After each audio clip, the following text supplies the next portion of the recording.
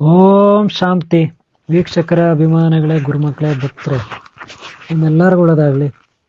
ವೀಕ್ಷಕರೇ, ಹಿಂದೂ ಧರ್ಮದಲ್ಲಿ ಹಿಂದೆ ಹಾಗೂ ಈಗ ಪುಸ್ತಕಗಳನ್ನು ನಾವು ಸರಸ್ವತಿ ಅಂತ ಭಾವಿಸ್ತೀವಿ.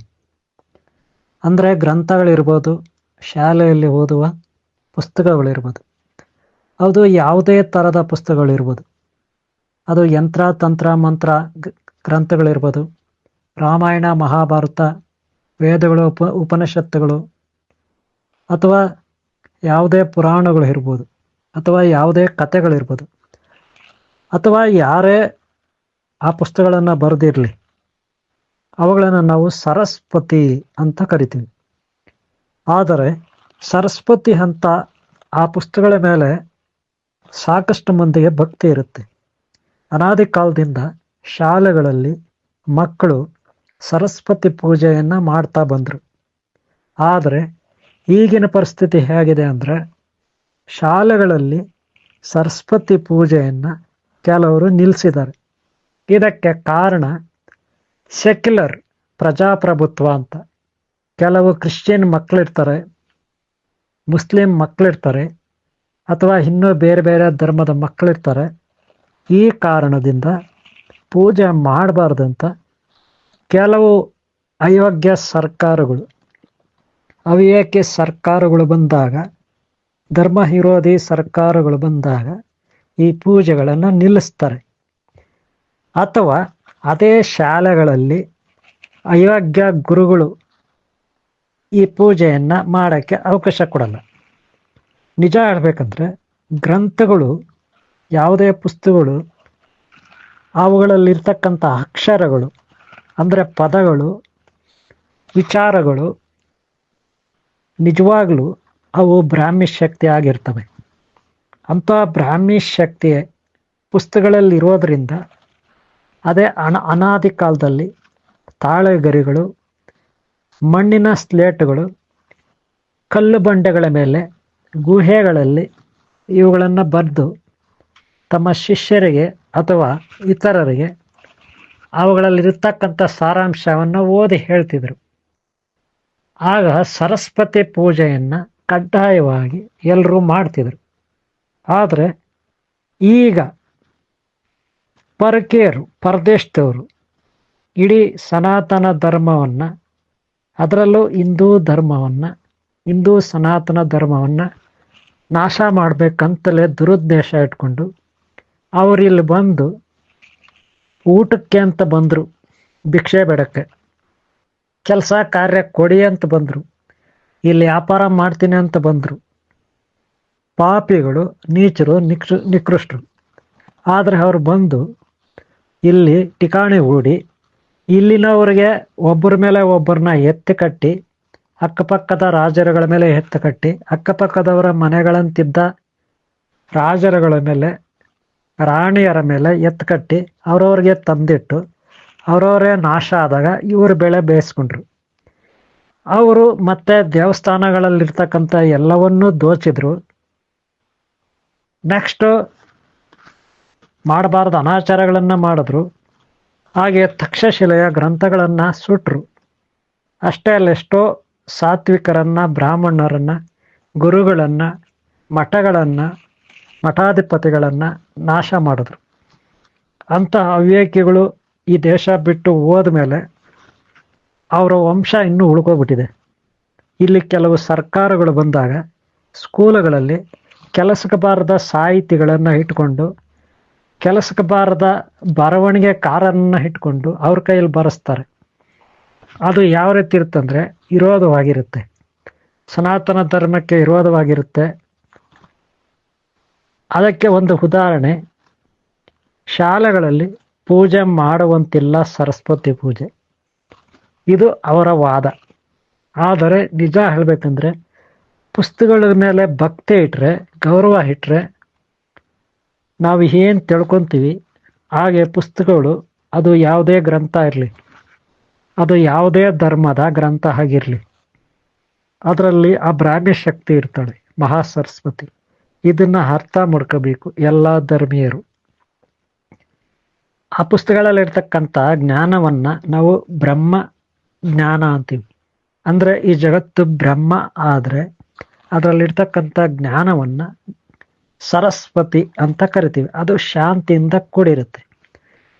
ಅದು ನಾವೇನು ಬಯಸಿದ್ರೆ, ಅಂದ್ರೆ ನಮ್ಮ ಸಮಸ್ಯೆಗಳೇನಿದೆ, ನಮ್ಮ ಮುಂದಾಲೋಚನೆ ಏನಿದೆ, ಮುಂದಿನ ಗುರಿ ಏನಿದೆ, ಮುಂದಿನ ಕೆಲಸ ಕಾರ್ಯಗಳನ್ನು ನಾವು ಹೇಗೆ ಮಾಡಬೇಕು, ಹೇಗೆ ನಿರ್ಧಾರಗಳನ್ನು ತಗೋಬೇಕು, ಈ ಎಲ್ಲ ಪ್ರಶ್ನೆಗಳಿಗೆ, ನಮ್ಮೆಲ್ಲ ಗೊಂದಲಗಳಿಗೆ ಪುಸ್ತಕಗಳಲ್ಲಿ ಸಾಕಷ್ಟು ಮಾಹಿತಿ ಇರುತ್ತೆ. ಇನ್ನೂ ಆಶ್ಚರ್ಯಕರದ ಸಂಗತಿ ಅಂದರೆ, ಒಂದು ಹೆಜ್ಜೆ ಮುಂದೆ ಹೋದಾಗ ಏನಪ್ಪ ಗೊತ್ತಾಗತ್ತಂದ್ರೆ, ಪುಸ್ತಕಗಳಲ್ಲಿ ನೀವು ಇವತ್ತು ಒಂದೇ ಪುಸ್ತಕ ಮನೇಲಿ ಇದೆ ಅಂತ ಇಟ್ಕೊಳ್ಳಿ. ನಿಮ್ಮ ಇಷ್ಟವಾದ ಪುಸ್ತಕ ಯಾವುದೋ ಒಂದು ಜ್ಞಾನ ಸಿಂಧು ನಿಮ್ಮ ಮನೇಲಿದೆ, ಅಥವಾ ಯಾವುದೋ ಒಂದು ಗ್ರಂಥ ನಿಮ್ಮ ಮನೇಲಿದೆ. ಅದನ್ನು ನೀವು ಓದಿರ್ತೀರ, ಒಂದು ಸಾರಿ ಓದಿರ್ತೀರ, 2 ಸಾರಿ ಓದಿರ್ತೀರ, 3 ಸಾರಿ ಓದಿರ್ತೀರ. ಅದು ಯಾವುದೇ ಧರ್ಮ ಗ್ರಂಥ ಆಗಿರಲಿ, ಯಾವುದೇ ಜಾತಿ ಧರ್ಮದ್ದಾಗಿರಲಿ, ಭಕ್ತಿಯಿಂದ ನೀವು ಓದಿದಾಗ, ನಿಷ್ಠೆಯಿಂದ ಓದಿದಾಗ, ನಿಮ್ಮ ಮನಸ್ಸು ನಿರ್ಮಲವಾಗಿದ್ದರೆ, ನೀವು ನಿಜವಾಗಲೂ ನಿಷ್ಪಕ್ಷಪಾತಿ ಆಗಿದ್ದರೆ, ಎಲ್ಲರನ್ನೂ ಪ್ರೀತಿಸುವವರಾಗಿದ್ದರೆ, ಖಂಡಿತ ನಿಮ್ಮ ಸಮಸ್ಯೆಗಳು ನಿಮ್ಮ ಮನಸ್ಸಿನಲ್ಲಿ, ನಿಮ್ಮ ಸಂದೇಹಗಳು, ನಿಮ್ಮ ಗೊಂದಲಗಳು ನಿಮ್ಮ ಮನಸ್ಸಿನಲ್ಲಿ ಎಷ್ಟೇ ಇರಲಿ, ಅದಕ್ಕೆ ಉತ್ತರ ಆ ಗ್ರಂಥದಲ್ಲಿ ಸಿಗುತ್ತೆ. ಈಗ ನೀವು ಕೇಳ್ಬೋದು ಒಂದು ಪ್ರಶ್ನೆ, ಈಗ ನೀವು ಏನು ಸಮಸ್ಯೆಗಳನ್ನು ಇಟ್ಕೊಂಡಿದ್ರಿ, ಏನು ನಿಮ್ಮ ತಲೆನಲ್ಲಿ ಗೊಂದಲ ಇದೆ, ಅದಕ್ಕೆ ಉತ್ತರ ಸಿಗುತ್ತೆ. ಆದರೆ ಇನ್ನು ಸ್ವಲ್ಪ ದಿನ ಆದಮೇಲೆ ಬೇರೆ ಬೇರೆ ಸಮಸ್ಯೆಗಳು, ಬೇರೆ ಬೇರೆ ಸಂದೇಹಗಳು, ಬೇರೆ ಬೇರೆ ಪ್ರಶ್ನೆಗಳು ನಿಮ್ಮ ಮುಂದೆ ಬಂದು ನಿಲ್ತವೆ. ಆಗೇನು ಮಾಡೋದು? ಮತ್ತೆ ಅದೇ ಪುಸ್ತಕವನ್ನು ನೀವು ತೆಗೆದು ನೋಡಿ, ಅದೇ ಪುಟಗಳನ್ನು ನೀವು ತೆಗೆದು ನೋಡಿ. ಹೋದ ಬಾರಿ ನೀವೇನು ಉತ್ತರ ಕಂಡುಕೊಂಡಿದ್ರಿ, ಏನು ಸಮಸ್ಯೆಗಳಿತ್ತು, ಅವುಗಳ ಜೊತೆಗೆ ಈಗ ಬೇರೆ ಸಮಸ್ಯೆಗಳು ನಿಮ್ಮಲ್ಲಿದೆ, ಅವುಗಳಿಗೆ ಪರಿಹಾರ ಕೂಡ ಅದೇ ಪೇಜ್ನಲ್ಲಿ, ಅದೇ ಪುಟಗಳಲ್ಲಿ, ಅದೇ ಪುಸ್ತಕದಲ್ಲಿ ನಿಮಗೆ ನಿವಾರಣೆ, ಪರಿಹಾರ, ಪರಿಷ್ಕಾರ ಸಿಗುತ್ತೆ. ಅದು ಹೇಗೆ ಅಂದರೆ, ಪ್ರತಿ ಪುಸ್ತಕದಲ್ಲಿ ಸರಸ್ವತಿ ಶಕ್ತಿ ಇರುತ್ತೆ. ಅವುಗಳು ಉಟ್ಕೊಂಡು ಬರ್ತವೆ, ಉತ್ತರ ಹುಟ್ಕೊಳ್ಳುತ್ತೆ, ಅಂದರೆ ಸೃಷ್ಟಿಯಾಗುತ್ತೆ ಉತ್ತರ ನಿಮಗೋಸ್ಕರ. ಆಟೋಮೆಟಿಕ್ ಆಗಿ ನಿಮ್ಮ ಸಂದೇಹಗಳು ನಿಮ್ಮ ತಲೆನಲ್ಲಿದ್ದಾವೆ, ಮನಸ್ಸಿನಲ್ಲಿದ್ದಾವೆ. ಅದಕ್ಕೆ ತಕ್ಕಂತೆ ಅಲ್ಲಿ ಪೇಜ್ನಲ್ಲಿ ಲೈನ್ಗಳೇನಿದೆ, ಸಾಲು ಸಾಲು ಬರವಣಿಗೆ ಏನಿದೆ, ಅದು ಬದಲಾಗುತ್ತೆ, ಬೇರೆ ಬೇರೆ ರೀತಿಯಲ್ಲಿ ಬದಲಾಗುತ್ತೆ. ಅಂದರೆ ನಿಮ್ಮ ಅನುಕೂಲಕ್ಕೆ ತಕ್ಕಂತೆ ಉತ್ತರಗಳು ಅದರಲ್ಲಿ ಸೃಷ್ಟಿ ಆಗ್ತವೆ. ಹಳೆಯ ಉತ್ತರಗಳು ಅಲ್ಲಿಂದ ಡಿಲೀಟ್ ಆಗಿ, ಅಂದರೆ ಅವು ಎರೇಸಿಂಗ್ ಆಗಿ, ಅಳಿಸಿ ಹೋಗಿ ಹೊಸ ಉತ್ತರಗಳು ಅಲ್ಲಿ ಸಿದ್ಧವಾಗ್ತವೆ, ಆಟೋಮೆಟಿಕ್ ಆಗಿ ಸೃಷ್ಟಿ ಆಗ್ತವೆ. ಈ ರಹಸ್ಯ ನಿಜವಾಗ್ಲೂ ನೀವು ಪರೀಕ್ಷೆ ಮಾಡಿ ನೋಡ್ಬೇಕನ್ನೋದಾದರೆ ಚೆಕ್ ಮಾಡಿ ನೋಡಿ. ನೀವು ಏನು ಹಿಂದೆ ಓದಿರ್ತೀರಿ ನಿಮ್ಮ ಗ್ರಂಥದಲ್ಲಿ, ಅದು ನಿಮಗೆ ನೆನಪಿರುತ್ತೆ, ಯಾವ್ಯಾವ ಪುಟದಲ್ಲಿ ಏನೇನಿದೆ ಅಂತ ನೆನಪಿರುತ್ತೆ. ಆದರೆ ಈಗ ಹೊಸ ಪ್ರಶ್ನೆಗಳು ನಿಮ್ಮ ತಲೆಯಲ್ಲಿ ಇರೋದ್ರಿಂದ, ಹೊಸ ಸಮಸ್ಯೆಗಳು ಉಟ್ಕೊಂಡಿರೋದ್ರಿಂದ, ಅದಕ್ಕೆ ಉತ್ತರ ಏನು ಮಾಡೋದು ಅಂತ ಆಲೋಚನೆ ಮಾಡಿ ನೀವು ಓದಿದಾಗ, ಆ ಪುಸ್ತಕದ ಮೇಲೆ ಭಕ್ತಿಯಿಂದ ಜಗನ್ಮಾತೆ ಆದಿಶಕ್ತಿ, ಆ ಸರಸ್ವತಿಯನ್ನು ನೀವು ತಿಳ್ಕೊಂಡು, ಆ ಬ್ರಹ್ಮಾಜಿಯನ್ನು ತಿಳ್ಕೊಂಡು, ಆ ವಿಘ್ನೇಶ್ವರನ್ನ ತಿಳ್ಕೊಂಡು, ಆ ಕುಮಾರಸ್ವಾಮಿಯನ್ನು ತಿಳ್ಕೊಂಡು, ಆ ಬ್ರಾಹ್ಮಶಕ್ತಿ, ಹರಿಶಕ್ತಿ, ಶಿವಶಕ್ತಿ, ಸಚಂದ್ರಾದಿ ದೇವತೆಗಳನ್ನು ತಿಳ್ಕೊಂಡು, ಗುರುಗಳನ್ನು ತಿಳ್ಕೊಂಡು ಒಂದು ಸಾರಿ ಪುಸ್ತಕವನ್ನು ತೆಗೆದು ಓದಿ ನೋಡಿ. ಪ್ರತಿ ಬಾರಿನೂ ಅದರಲ್ಲಿ ಹೊಸ ಹೊಸ ಉತ್ತರಗಳು, ನಿಮ್ಮ ಸಮಸ್ಯೆಗಳಿಗೆ ಪರಿಹಾರಗಳು ಉಟ್ಕೊಳ್ತವೆ, ಸೃಷ್ಟಿ ಆಗಿರ್ತವೆ. ಅಂದರೆ ಆ ಪುಸ್ತಕ ನಿಮಗೆ ಬೇಕಾದ ಉತ್ತರಗಳನ್ನು ಸೃಷ್ಟಿ ಮಾಡಿ ಕೊಡುತ್ತೆ. ಇದರಲ್ಲಿ ಯಾವುದೇ ಸಂದೇಹ ಬೇಡ ನಿಮಗೆ, ಆದರೆ ನಿಮ್ಮಲ್ಲಿ ಭಕ್ತಿ ಇರಬೇಕು, ಆಗ ಮಾತ್ರ ಹೊಸ ಉಟ್ಕೊಳ್ತವೆ.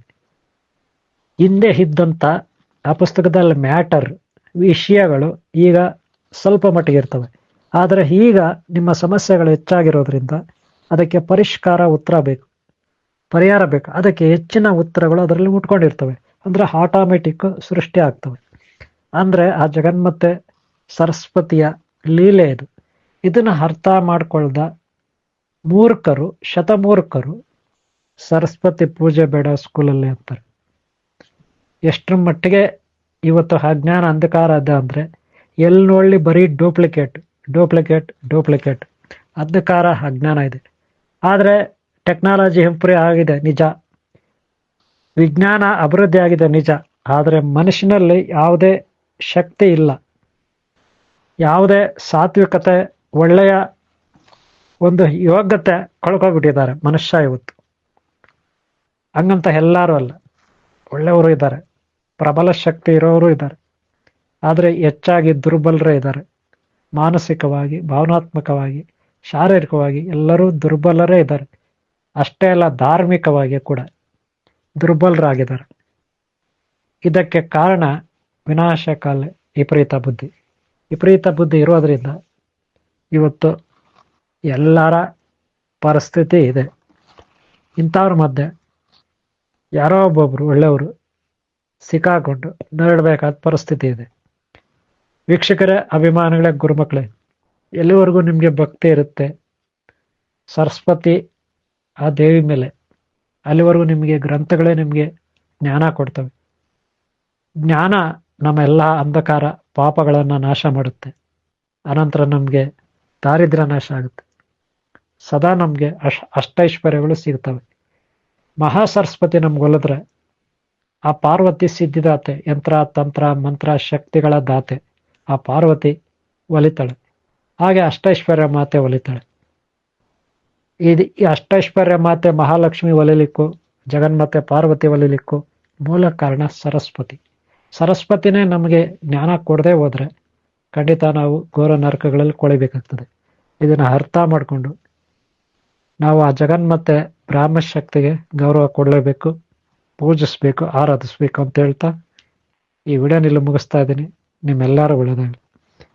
ಓಂ ಶಾಂತಿ, ಓಂ ಶಾಂತಿ, ಓಂ ಶಾಂತಿ.